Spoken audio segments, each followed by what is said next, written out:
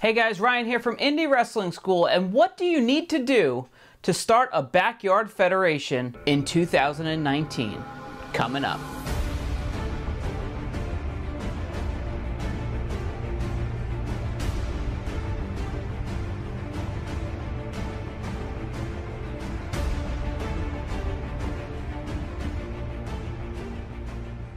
Hey guys, thanks for checking out this channel. If you're new here, please consider subscribing below. We put out new videos every single Thursday for 3 Minute Thursday. Now, normally on this channel, we talk about how to get into independent professional wrestling, and we don't really cover backyard wrestling, but I thought the two sort of align. I mean, most of the wrestlers who are coming into the industry nowadays come from backyard wrestling. I mean, it's no different to me than if you're a kid and you want to be a football player.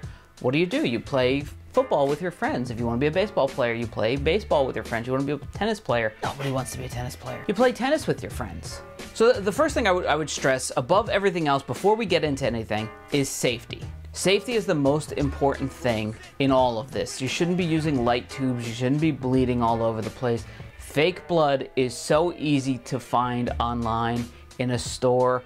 After Halloween, it goes on sale. It costs pennies. If you need blood, use fake blood. Do not hurt yourself. This is not a career. The second thing I want to stress is that if you are a backyard wrestling, your credits don't transfer to pro wrestling. You need to go to school, you need to train, you need to do everything the right way to get into the business. So just know that everything in your backyard career doesn't transfer. Any titles you held, any veteran status you held, it doesn't exist in pro wrestling. So I just want to say that out on the outset of this video, because I know that'll be misconstrued. I know there's a lot of people in pro wrestling who don't condone backyard wrestling, but quite honestly, they're all full of shit. They all did it when they were a kid. They're just on their high horse and they're looking down on people who are just trying to have fun. If you're just having fun with it, you're being safe with it, there's nothing wrong with being a backyard wrestler.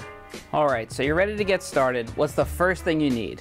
This is gonna sound obvious, but it might be harder than you think it is to find. You're gonna need people. The first thing I would stress to everybody, if you're the person organizing this, is, look, nobody's getting paid for this, right? I mean, this is just gonna be fun, but it's more fun if everybody's passionate about it and showing up when they're supposed to. You really can't enjoy it if you spend time writing a show, whether it's as a group or with one person, and then maybe the key ingredient, the key person in that storyline, no shows. I mean, it just ruins the atmosphere, it ruins the fun for everyone.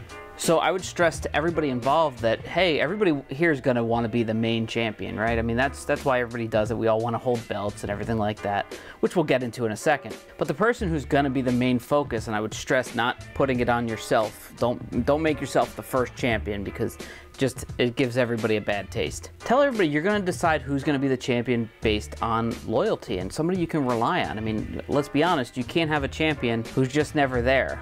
I know there's promotions out there that do this, but you don't wanna do this, I'm sure. The second thing you're gonna need is a location. Is it in a backyard? Is it in a front yard? Is it at a park? If nobody's parents want you to wrestle in their backyard, or you yourself have a house and you're wrestling in a backyard and you don't want it at your house, the best thing I could say is go to a park, somewhere quiet that you're not gonna be disrupting. You know, if parents have their kids playing on swings, they're not gonna wanna see some kids fighting, whether it's real or not. That's gonna scare people. So you wanna go somewhere quiet, out of the way, and sort of out of sight, out of mind.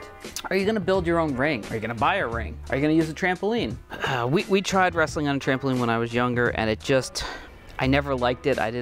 There was too much bounce to it. Every move it just looked bad. So me personally, I didn't like wrestling on a trampoline, but I know there's a lot of people out there who do enjoy it. Next thing you're gonna need, because we all enjoy doing it, entrance music. Everybody loves coming out of the entranceway, whether there is an entranceway, or you're coming through a shed door, or you build an entranceway, whatever the case is. Everybody loves to pick their own theme music, and I would encourage everybody to stick with their theme music, because what you're gonna get is a lot of people changing their themes every other episode, and the point of theme music is that you associate it with a wrestler. So when you hear it, you know who's coming out. So now, this is gonna make me sound super old. Now, when I started, we had one tape, like a cassette tape, that we would put in, and we'd have to fast forward to everybody's music. Then CDs came along, and nowadays you can do it on a computer, you can do it through your phone.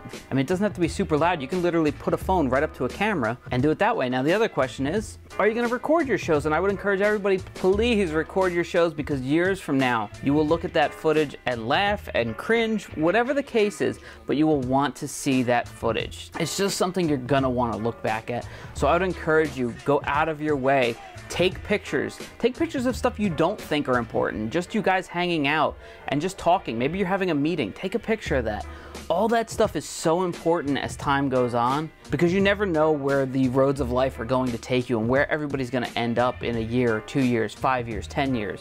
And you're going to want all this footage. So once again, this is going to make me sound really old, but when I was a kid, we had to record on these little, they were called VHS-C tapes. They were like a small version of a regular VHS cassette videotape. And those tapes were expensive, at least for us, because none of us had jobs. We were 15, 16 years old. So we would record over a lot of our stuff. But nowadays, everybody has a cell phone. Everybody has a camera on their cell phone. Most people have an additional camera, whether it's a DSLR, a regular camcorder, whatever you have, that's good enough. It's 10 times better than any of the quality I had when I was a kid. And just document as much stuff as you possibly can. Another favorite thing everybody wants to talk about, belts. Are you gonna buy replicas? We didn't have replicas when I was younger, so we had to resort to creative things, making our own belts. I have some of our old belts here that we used to use, and these are cardboard and electric tape. And you don't know how many fights there were over a cardboard and electric tape belt with Velcro straps.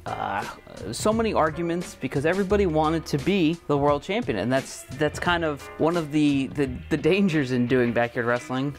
Is that there's going to be, believe it or not, there will be politics. There will be people who want to win.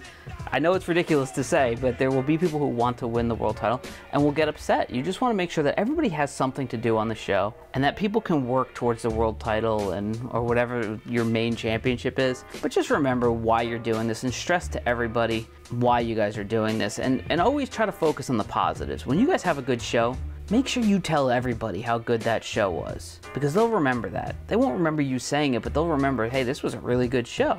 And then they'll get excited for the next one. And if the next show's even better, they'll get excited for the next one. And pretty soon, you guys have been running for years. I mean, there's so many things to consider. I mean, if you guys are building your own ring, is it gonna be, are you gonna find padding somewhere? Are you gonna use an old mattress? Are you gonna buy a ring? Maybe somebody out there's got some money bags parents who wanna fund your backyard wrestling federation. There's a lot to think about, but don't blow all your money. Just remember, the stuff that really matters and the stuff you'll remember years later are not what the ring looked like.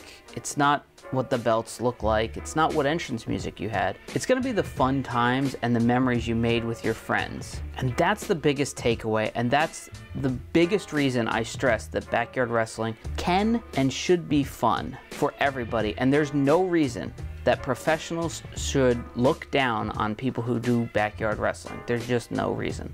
Having said that, I feel you have to be safe with it. You cannot, don't be doing pile drivers, and don't be doing dangerous stuff that WWE doesn't even allow their performers to do. And these are guys who have been doing this for 20 years, 3 or 4 times a week. So just be smart about it, be safe with it, and most of all, remember that this is just a small number of years you're gonna be able to do this. So document and save as much footage and as many pictures as you can, because someday you or your crew will want to see all that stuff. And again, take pictures of stuff you just don't think are important, because one day it will be. So those are just some things to think about. I hope this video was helpful. If you like this video, please beat the shit out of the like button, and I'll see you next week for more indie pro wrestling content.